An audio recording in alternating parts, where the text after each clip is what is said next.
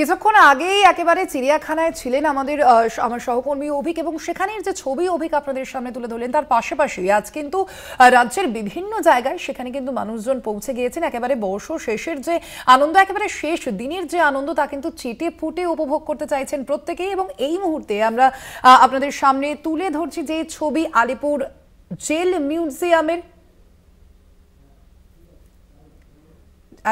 Jail মিউজিয়ামের সেই ছবি আপনাদের সামনে তুলে ধরছি, এবং সেখান থেকেই রয়েছেন আমার সহকর্মী অভিক, সরাসরি চলে যাব অভিকের কাছে। অভিক, একেবারে কিছুক্ষণ আগেই আমরা দেখেছি যে চিড়িয়াখানায় সেখানে কিন্তু জমজমাটি ভিড় ছিল, সাধারণ মানুষ তারা কিন্তু সকাল থেকেই সেখানে আনন্দ হই হুল্লোড়ে মেতে উঠেছিলেন। এবং এবার দেখতে চাইবো যে আলিপুর জেল মিউজিয়ামের ঠিক কি ছবি।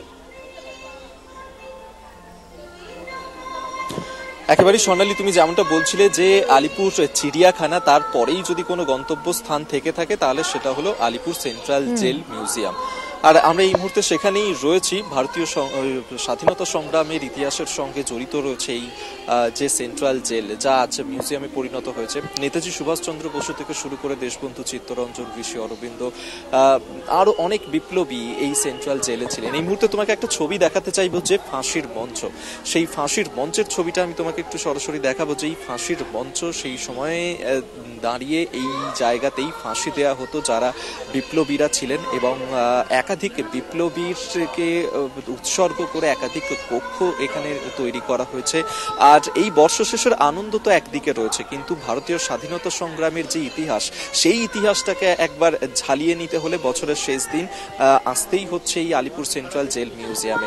এই মুহূর্তে আমার সঙ্গে এমন একজন মানুষকে পেয়ে গিয়েছি যিনি এই আলিপুর সেন্ট্রাল জেলে অনেকটা সময় কাটিয়েছিলেন। আজ 2024-এর শেষ দিন, কিন্তু আজ থেকে বহু বছর যদি পিছিয়ে যাই, তিনি এই সেন্ট্রাল জেলে কাটিয়েছিলেন। সেদিনের সেই ভয়ঙ্কর অভিজ্ঞতা তার মুখ থেকে আমরা শুনবো। দাদা, আপনার নাম? আমার নাম বিজন কাহালি।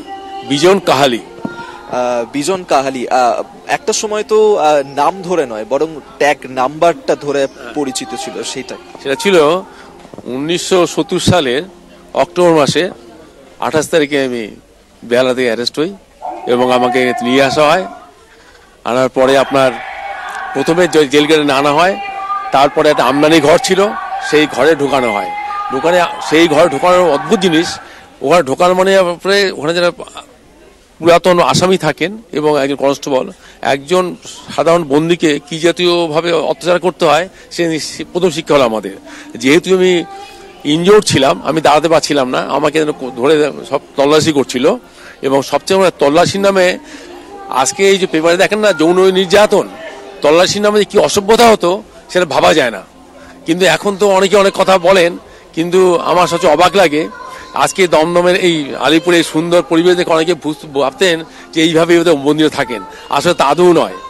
যারা প্রথম বন্দীতে আসতেন তাদের যে নির্মম অত্যাচার করতো তল্লাশির নামে, সে ভাবতে পারেন না।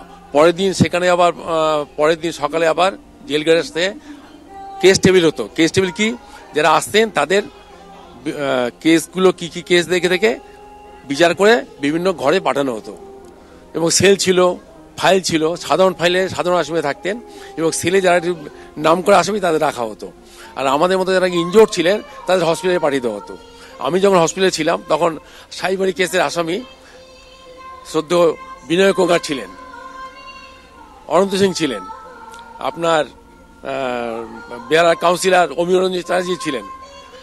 এবং কিভাবে আপনার সাধারণ বন্দীদের অসাধারণ অত্যাচার করতো সেটা ভাষায় প্রকাশ করতে পারবো না। সেদিনের সেই ভয়ঙ্কর অভিজ্ঞতা। আর আজকে 2024-এর শেষ দিনে আমরা দাঁড়িয়ে রয়েছি। মানুষজন এখানে একটা ঘুরতে আসার জায়গা মনে করে এখানে আসেন ঘুরতে আসার জন্য, কিন্তু সেই সালটা আর আজকের এই সালটা যে পার্থক্য হচ্ছে যে ইতিহাসগুলো লেখা নেই, শুধু ঘরগুলো আছে। ঘরের যে যিনি ছিলেন তাদের নামগুলো আছে, কিন্তু তারা কিভাবে আছেন কোনো ইতিহাসে কোনো স্পর্শতা নেই। যারা আসছেন তারা কোনো ইতিহাস জানতে পারছেন না, শুধু জানতে এখানে এই ঘর ছিলেন, উনি ছিলেন, এখানে ইনি ছিলেন। এখন সুন্দর পরিবেশ, আদৌ সুন্দর পরিবেশ ছিল না, অত্যাচারের পরিবেশ ছিল, পরিবেশ। এবং আজকে বাচ্চারা এগুলো শিখতে পারছে না। এবং আমার তো মনে হচ্ছে সুন্দর বাড়িতে অসুন্দর ব্যবস্থা। আমার বারবার বক্তব্য হচ্ছে সুন্দর বাড়িতে অসুন্দর ব্যবস্থা, ইতিহাসে বিকৃত হচ্ছে। কোনো জায়গায় কোনো ইতিহাস লেখা নেই, কোনো জায়গায় কোনো ইতিহাস লেখা নেই। যারা ছিলেন আমাদের প্রাচীন, যারা প্রবীণ, যারা বিপ্লবী ছিলেন, তাদের কোনো ইতিহাস লেখা নেই। সেই সময় আর কারা কারা ছিলেন? যেমনটা আমরা দেখছি যে নেতাজি সুভাষচন্দ্র বসু থেকে শুরু করে ঋষি অরবিন্দ, দেশবন্ধু চিত্তরঞ্জন, আর কারা কারা ছিলেন সেই সময়? যতীন দাস ছিলেন, আপনার কি বলে চিত্তরঞ্জন দাস ছিলেন, নেহরু ছিলেন, এদের ছিলেন, কিন্তু কেন ছিলেন কেউ জানতে পারছে না। জেলখানায় এসে চলে গেছেন। এই ইতিহাসকে ধরে রাখা, উনি কেন ছিলেন, কি করেছিলেন, এইগুলো লেখা রাখলে খুব ভালো হতো। এগুলো ইতিহাসকে লেখা হয়নি, মানে ইতিহাসে বিকৃত হয়ে যাচ্ছে। আমার দুঃখ এটাই। আমি ঠিক 54 বছর পরে এই জেলে ঢুকলাম। আমি 1970 সালে ঢুকেছিলাম এবং প্রথম যখন প্রিভেন্টিভ ভায়োলেন্ট অ্যাক্ট হয়, আমি মনে হচ্ছে 16 নম্বর কি 15, আমি নাম্বারটা ভুলে পাচ্ছি না, 16 নম্বর কি 15 নম্বর আমার নাম্বার ছিল। আমার সাথে গৌতম চ্যাটার্জি ছিলেন, ফিল্ম ডাইরেক্টর এবং সঙ্গীতজ্ঞ, উনি ছিলেন, অনন্ত সিং ছিলেন, এবং অনন্ত সিংয়ে তখন অনেক বই করেছিলেন, সেই বইগুলো এখানে দেখানো হতো। কিন্তু আজকে অনন্ত সিংয়ের সেলটা আমি খুঁজে পাচ্ছি না। আর সবচেয়ে কি জানেন তো, আমি আবার বলছি, ইতিহাসে কিছু লেখা নেই। নেহরু ছিলেন, কি কেন ছিলেন, কি করেছিলেন, কিচ্ছু লেখা নেই। আমার অনুরোধ, যদি এই জেল কর্তৃপক্ষ না, এই মিউজিয়াম কর্তৃপক্ষ এই ইতিহাসগুলোকে লিখে রাখেন, তাহলে আজকে যারা এসছে, আজকের প্রজন্মের ছেলের মেয়েরা জানতে পারবে। এখন এরা ধরেই নিয়েছে ওটা আন্দোলন হয়েছিল, হয়ে গেছে, শেষ হয়ে গেছে, আমরা স্বাধীনতা পেয়েছি। আজকে যদি সবাই সব ইতিহাস জানতো, তাহলে স্বাধীনতার অপব্যবহার হতো না। আজকে ভারতবর্ষে সবচেয়ে স্বাধীনতা অপব্যবহার হচ্ছে, যে যার মতো করে যাকে খুশি প্রতিষ্ঠিত করে দিচ্ছে। আমার দুঃখ এইটাই, ইতিহাসকে প্রতিষ্ঠিত করা হচ্ছে না, ইতিহাসকে ছবি করা যাচ্ছে। একেবারেই তাই স্বর্ণালী, অর্থাৎ বুঝতেই পারছো এই যে ভারতীয় স্বাধীনতা সংগ্রামের যে ইতিহাস এবং এই আলিপুর সেন্ট্রাল জেল, যেখানে ভয়ঙ্কর অভিজ্ঞতা তৈরি হতো মানুষজনের, যারা এখানে কারাবন্দী থাকতেন, এবং সেই দিন আর আজকের এই দিনের মধ্যে অনেকটা পার্থক্য, অনেকটা সময় পেরিয়ে গিয়েছে, এবং সেই আলিপুর সেন্ট্রাল জেল মিউজিয়ামে পরিণত হয়েছে। একাধিক কক্ষ এখানে রয়েছে বিভিন্ন বিপ্লবীদেরকে উৎসর্গ করে, এবং সেই ফাঁসির মঞ্চও তোমাকে দেখালাম। বিভিন্ন মানুষজন আজকে আসছেন সেই স্বাধীনতা সংগ্রামের ইতিহাসটাকে একবার স্বচক্ষে দেখার জন্য, যে ভয়ঙ্কর অভিজ্ঞতার সাক্ষী হয়েছিলেন বিপ্লবীরা, সেই সমস্ত জায়গাগুলোকে একবার বছরের শেষ দিনে তারা ঝালিয়ে নিতে চাইছে। একদমই অভিক, জানলাম তো আমরা এক বড়দের থেকে অবশ্যই এই বিষয়টা তো জানলাম যে বিভিন্ন ক্ষেত্রে তাদের কিন্তু আক্ষেপে রয়েছে যে বিভিন্ন বিষয় কেন লেখা নেই এখানে। একই সঙ্গে সেখানে খুদেরাও কিন্তু পৌঁছে গিয়েছেন, দেখাই যাচ্ছে সেই ছবি। খুদেদের আজকে কি প্ল্যান? তারা এই সব যে ইতিহাস সম্পর্কে জানছেন, দেশের সম্পর্কে জানছেন, রাজ্যের সম্পর্কে জানছেন, তাদের সেই বিষয়ে কি প্রতিক্রিয়া শুনবো একটু। একেবারে আমি চেষ্টা করব এখানে যারা খুদেরা রয়েছে তাদের সঙ্গে একটু কথা বলার। আমি এখানে বেশ কয়েকজন বাচ্চাকেও দেখতে পাচ্ছি, একটু কথা বলার চেষ্টা করব। আচ্ছা, তুমি এখানে রয়েছো, একটু কথা বলবো তোমার সাথে। কি নাম তোমার, কোথা থেকে এসেছো? दीपेश। दीपेश। अच्छा, कोथा থেকে এসেছো? धनबाद। कैसा लग रहा है अभी यहाँ पे आकर? अच्छा, क्या क्या देखा?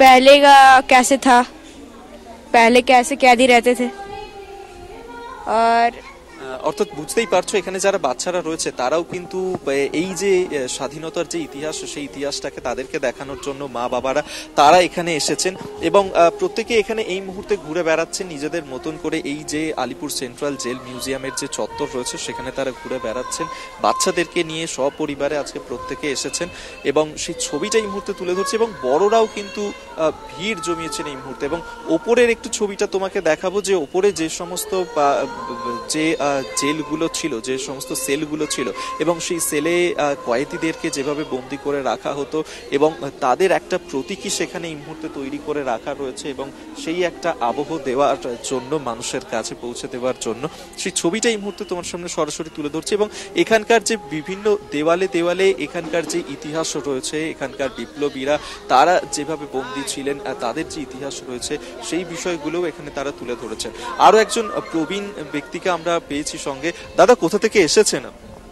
আমি সাতগাছিয়া, দক্ষিণ চব্বিশ পরগনা, নোদাখালী থানা থেকে।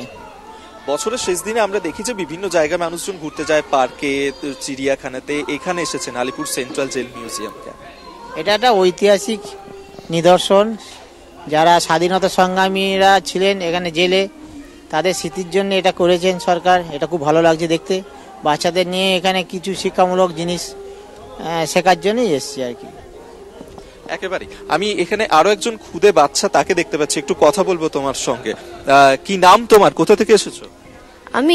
আমার নাম বিশ্বপ্রতিম দাস। কোথা থেকে এসেছো? আমি কেরাপুকুর বাজার দিয়ে এসেছি, টালিগঞ্জ। এই যে আলিপুর সেন্ট্রাল জেল মিউজিয়ামে এসেছো, কি কি দেখলে এখানে, জানো এটা কি?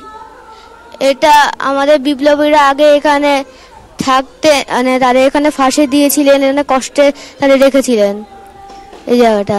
আজকে এখানে কি তুমি আবদার করেছো এসেছো না মা বাবা নিয়ে এসেছো? মা বাবা নিয়ে এসছে। এরপর কি প্ল্যান? একদমই, অর্থাৎ অভিক বোঝাই যাচ্ছে যে 8 থেকে 80 প্রত্যেকেই কিন্তু এখানে গিয়ে যথেষ্ট বিভিন্ন যে ইতিহাস সম্পর্কে তারা জানতে পারছেন এবং সে কারণেই আলিপুর জেল মিউজিয়াম একটা আকর্ষণীয় স্থান হয়ে উঠে।